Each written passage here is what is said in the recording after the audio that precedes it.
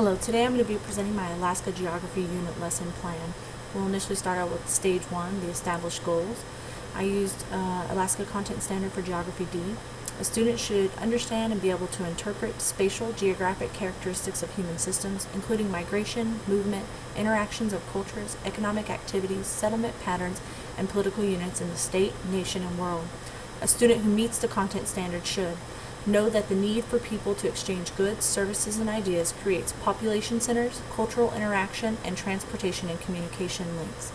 2. Explain how and why human networks, including networks for communications and transportation of people and goods, are linked globally.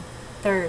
Interpret population characteristics and distributions. 4. Analyze how changes in technology, transportation, and communication impact social, cultural, economic, and political activity. And finally, analyze how conflict and cooperation shape social, economic, and political use of space. I have also included a net standard for research and information fluency.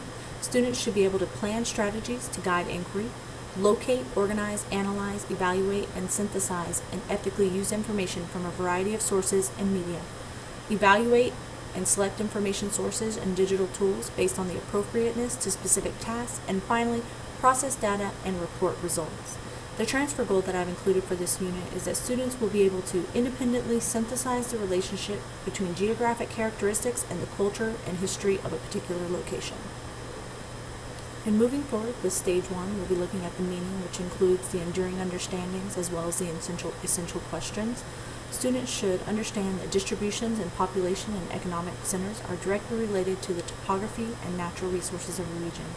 History shapes geography. They should also understand technology and trade create interconnectedness despite the distance geographically. And finally, students should understand that technological research tools must be looked at objectively and used appropriately. For the essential questions, we want to look at: how does technology impact the political and economic structure of a region?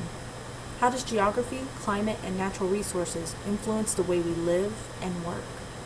How can we ensure that technology-based research is accurate and relevant? And finally, how has history influenced the unique culture of Alaska? And looking at the final part for Stage 1, we'll be looking at acquisition, where we want to look at what students will know and what students will be skilled at the end of this unit. For students will know, we want them to know that the five geographic regions of Alaska are, what the major natural resources of Alaska and their importance to its economy and the rest of the country and world. We also want them to know where the major population centers of Alaska are and why. And finally, we want them to know the major conflicts in Alaska's history that shape the current social political structure. Students will be skilled at utilization of technology-based research methods to expand on knowledge presented in the classroom. They will also be skilled at linking cause and effects relationships in history to current situations and conditions. They will also be skilled at determining the validity and accuracy of resources obtained from technological resources. And finally, they will be skilled at appropriately documenting sources used in research to complete performance tasks. In moving forward with Stage 2 of the unit, we'll be looking at the evaluative criteria as well as the assessment evidence for the unit. For the performance task, students will be asked to work in groups to gather and research information related to the social, political, and economic structure of Alaska's 5 geographic regions. An in-class discussion will be held to compare and contrast the information collected. Students will compile the information collected and discussed in class in order to create a group Prezi detailing one component of the geographic structure of Alaska. One topic per group to be assigned, social, political, or economic, and as well as a rubric here. Before I move into going over the rubric, I wanted to give an explanation of what a Prezi is. So a Prezi is essentially a presentation tool which allows users to zoom from different points, documents, images, etc. in a presentation. This is similar to PowerPoint, but in a non-linear format, as you can see them describing it here. I believe, as you see me clicking here, you'll see me going between different areas of this particular example presentation.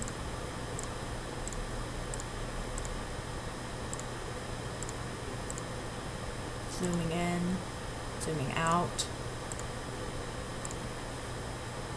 I chose this particular tool over PowerPoint for that specific reason that it is non-linear. I read a quote from a teacher who said, a lot of times with PowerPoint, students tend to focus on the transition aspect, animations, etc., as opposed to what they want to include in the presentation. This format also allows for ease of collaboration, especially in group projects such as what we're going to be doing for this unit, as well as the ability to move things around, flexibility within the presentation, etc. In the assessment of the group project Prezi, we'll be looking at a 4-point scale rubric that looks to determine whether information collected is both geographically relevant and accurate, explanations are detailed and clear, student participated consistently within the group, and finally research resources chosen were both appropriate and reliable. And then we'll move down that scale as far as how successful they were in that regard. As part of and in conjunction with the Prezi tool, we'll also be using a technology called VoiceThread. Using VoiceThread, students will review and assess other group members' participation and contribution, as well as the accuracy and relevancy of information presented based on pre-established criteria. This technology will also serve as a platform for discussions of the ideas and concepts presented by each group, as well as in class. VoiceThread is essentially a collaborative multimedia slideshow that has the capability to hold images, documents, and videos. It allows users to comment to these items in either text, voice, audio file, or video. I chose this particular technology as I feel it allows a multisensory experience that simultaneously increases student interaction as well as builds community within the classroom. The teacher has the ability to post prompts, thoughts, concept ideas, and or questions to the VoiceThread, and then students can respond. The teacher is able to step-by-step assess for student understanding and or misunderstandings, providing feedback from both their peers and the teacher. I feel will enhance the learning experience. I'm going to hit play on this little informational video about VoiceThread, and I'll let it play for a little bit and then stop it. That most of your online conversations will be centered around some kind of digital media. Maybe you're taking a course of some kind, or maybe you just want to discuss the complex themes behind classic film. Whatever the topic, it's likely that images, videos, presentation slides, and documents are going to be the central driver behind your conversations. But I'm going to stop it here, but basically, as you can see, for the VoiceThread, there is boxes on either side here. In the middle here, this is where you can place your prompt of some sort, or students can place their own prompts, ideas, some of the information that they're working on. And then over here on the side, they're able to respond to whatever is presented here. They can either have their own picture, an icon, and they can respond using video, they can respond using text, or audio alone. I just think it's a great format. I would plan to use it as an assessment tool to check in with students, but as well as to allow the students to assess each other and themselves. Students will have a checklist that basically asks them to check in on student participation and or contribution, information accuracy and relevancy, as well as providing constructive feedback to at least one other student. And also participating in the discussion, responding to other groups, and discussing how their particular group topic affects the others. They're going to be required to respond to all other groups at least once, and respond to at least once to other responses. In looking at other evidence, students will be asked to create an infographic using Glogster, depicting Alaska's major natural resources and how they link Alaska to the rest of the world. I'll be showing an example of Glogster shortly. Weekly reflection blogs, expanding upon information discussed in class. How does the information discussed affect them in their own lives? Students will also be writing essays about one conflict in Alaska's history. A list will be provided of options of something that's of interest to them, and describe how they feel it has shaped the Alaska they know today. Students will also be participating in whole classroom discussions with required participation discussing unit essential questions, as well as deemed necessarily weekly quizzes and worksheets. The infographic created in Glogster will be graded for accuracy and relevancy to the topics discussed in class. The infographic should exhibit their ability to synthesize the information discussed in class. I do have a rubric, and that will be shown shortly. The blogs will be graded for accuracy and relevance as well to the classroom discussion. While reflective in nature, the blogs must relate back to at least 2 topics covered in class, and they need to be able to respond to at least one other blog.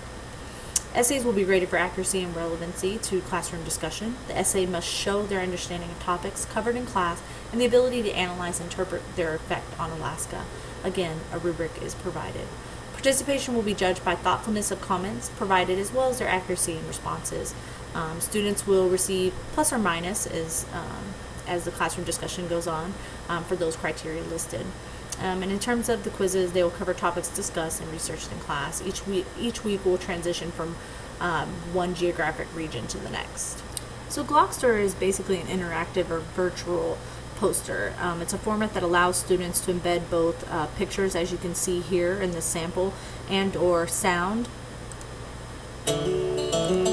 as well as video, as you can see here.